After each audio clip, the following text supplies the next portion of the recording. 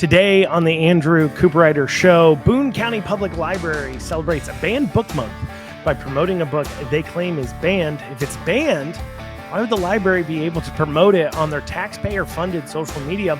LEX18 runs a story called Barbie, movie has adults embracing dolls as a form of emotional healing. I'll dig into, what has become of us.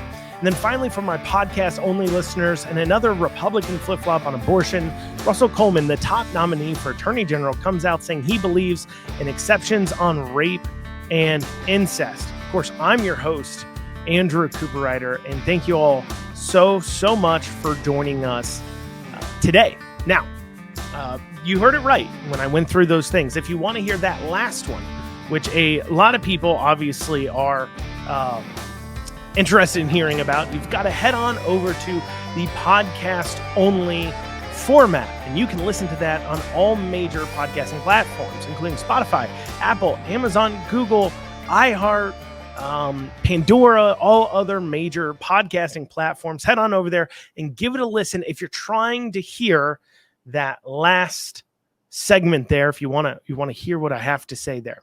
But otherwise, make sure you like, comment, share, and subscribe. If you want to reach out to the show, you can email me at info@theandrewshow.com. Once again, that's info@theandrewshow.com.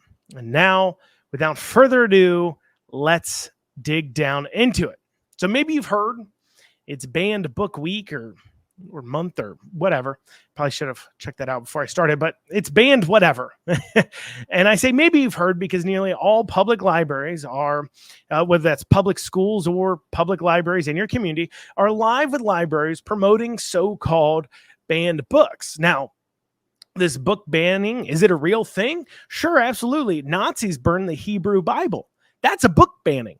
Now, do you see any of these libraries promoting the Hebrew Bible on banned book week?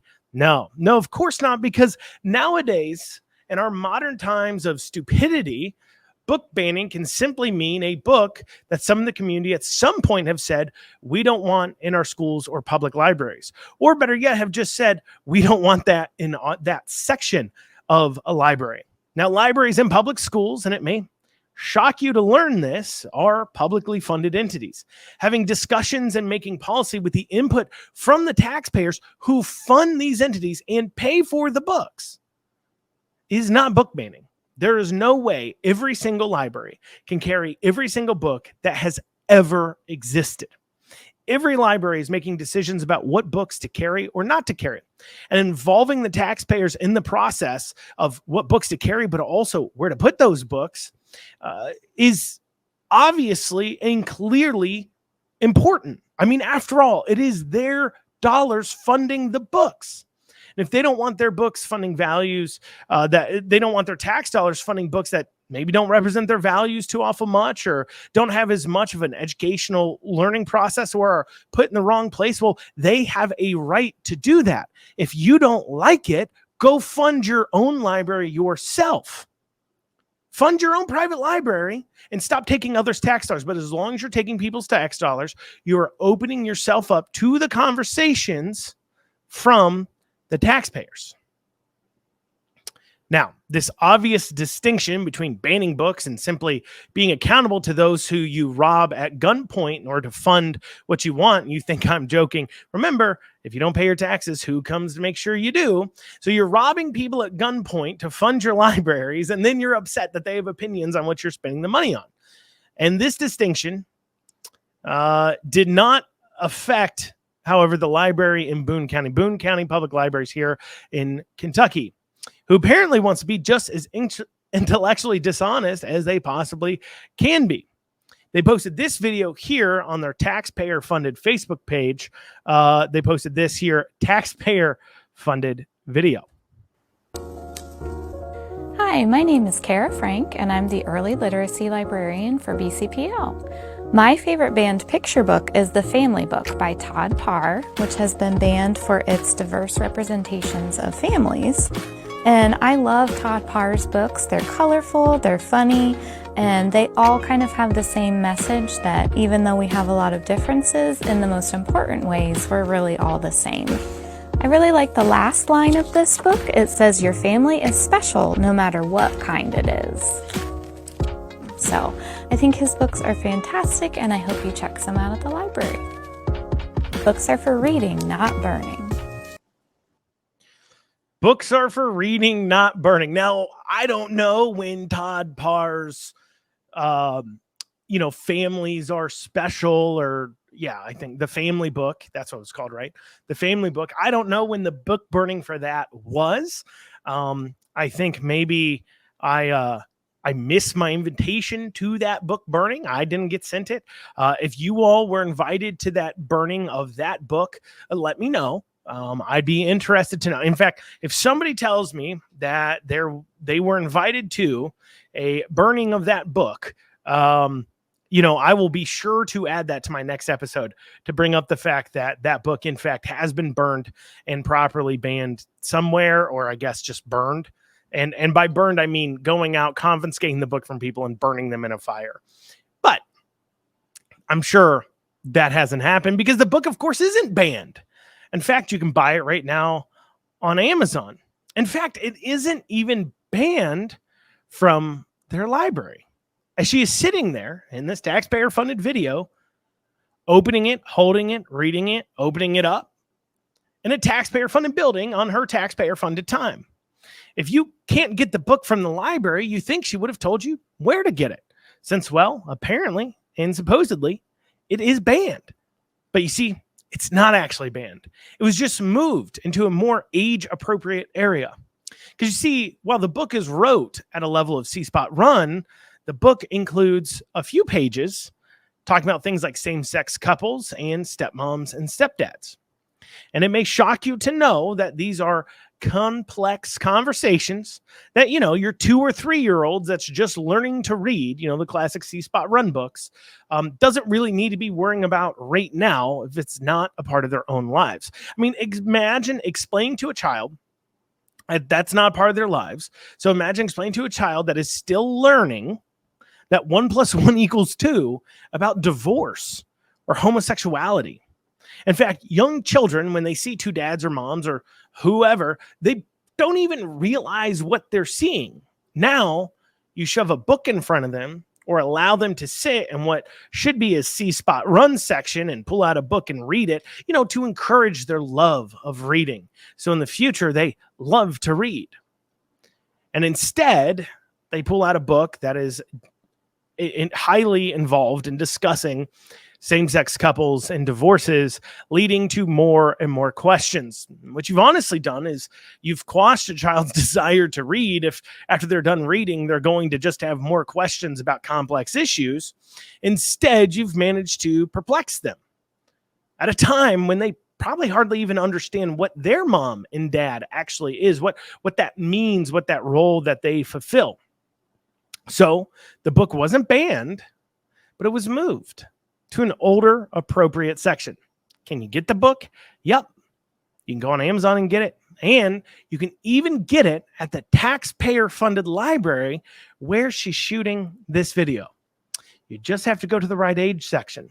But according to this library in Boone County, that means it has been banned. Perhaps these Boone County librarians need to visit the dictionary section of their own library. Well, coming up after this, LEX18 runs a story about adults buying emotional support dolls after the Barbie movie. We'll have more after this short break. Lexington Overstock Warehouse is Central Kentucky's best source for stylish new home furnishings. Don't pay retail. With our low overhead operating structure and big name brands, we offer the absolute best values on new furniture for every room. Shop online anytime at LexingtonOverstockWarehouse.com or visit our weekends only showroom located at 156 West Tiverton Way. Right now, for listeners of this show, we're offering a special discount for our online customers. Use coupon code FREEDOM for an additional 10% off your online order today. Lexington Overstock Warehouse, low overhead equals really low prices. Listen up, my fellow business owners. You need to get your cybersecurity and IT support under control. Reach out to the folks at Amston today. Call 859-300-0087 or visit amston.com. It is no secret that cyber attacks have become a constant threat, and you need to make sure that your organization is protected. Amston has over 30 years of experience working with businesses and governments alike. Call 859-300-0087 or visit AmstonAMPSTUN.com today. All right, so LEX18 ran this story here called Barbie Movie Has Adults Embracing Dolls as a Form of Emotional Healing. And in it, they talk about this trend of adults going to stores and purchasing dolls, Barbie dolls, in order to heal or have emotional healing. This is a troubling TikTok trend. Here's one of those TikTok videos here. Used to float, now I just fall down. All right, so it opened up by saying, come with me to buy my emotional support Barbie, emotional support Barbie. And then it says, there was another girl dressed in all pink looking for her own support Barbie. For a moment, it felt like we were two little girls excited to find the perfect Barbie and outfits. I wonder if she felt that way too. I think she bought roller skate Barbie. She didn't feel that way. I'm going to tell you this much. She was probably wondering what some old lady was doing buying Barbies. Or she probably assumed you're buying Barbie for like your niece or your child, because, you know, that's what Barbies are for.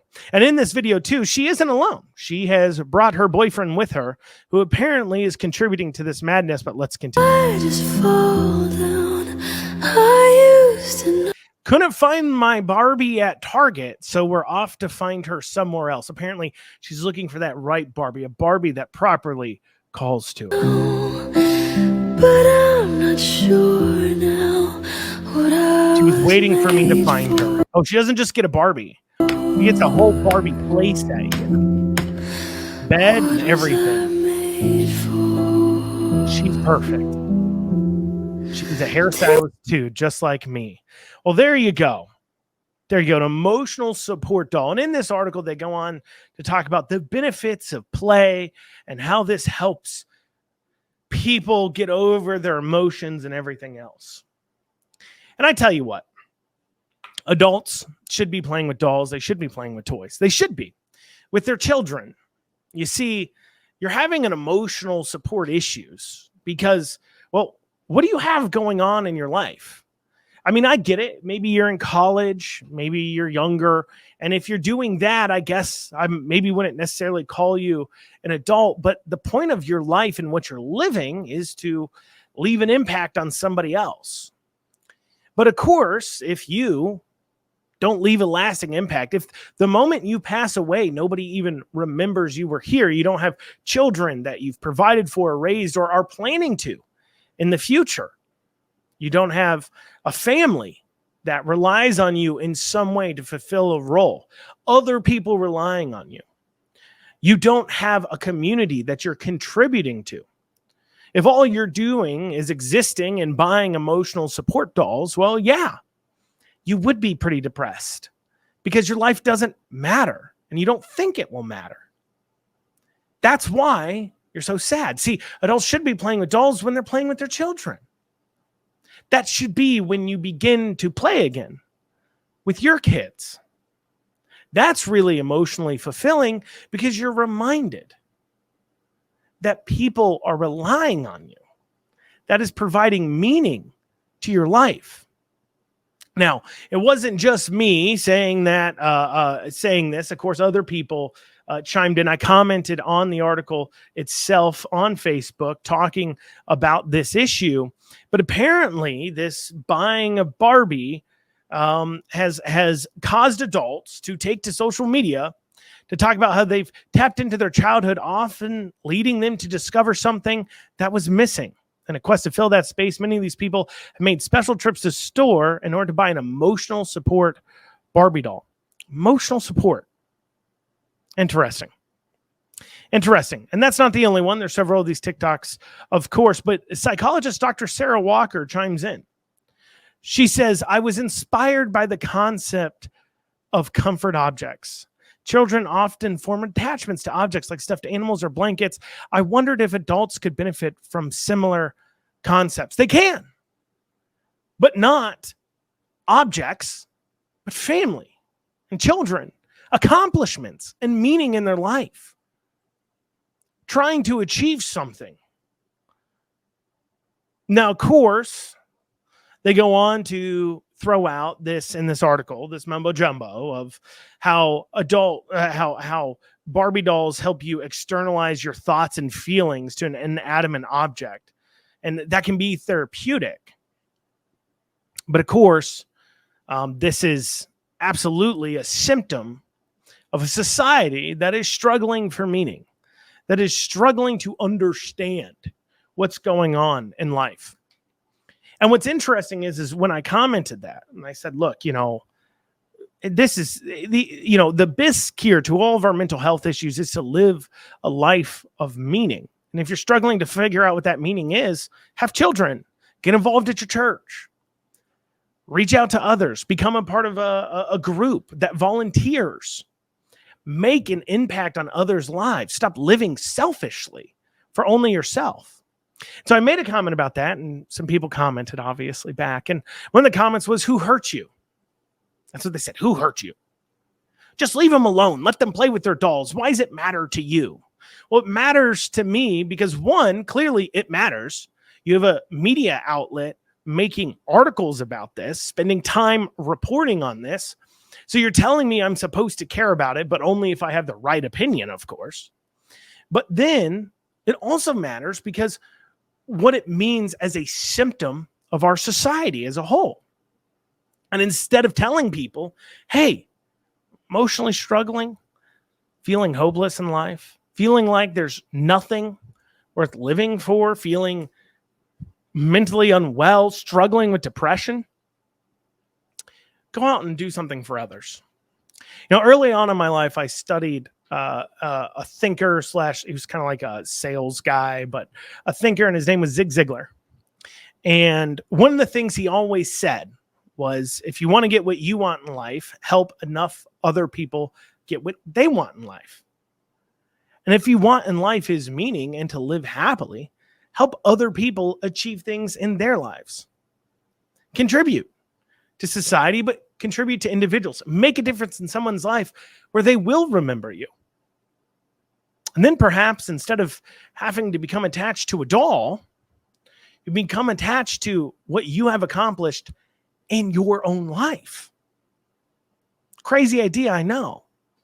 An idea that might just solve a lot of the ills of our current society. Ills that are addicted to drugs, committing suicide at higher and higher rates, mentally unwell, dealing with violence a lot more often, committing crimes.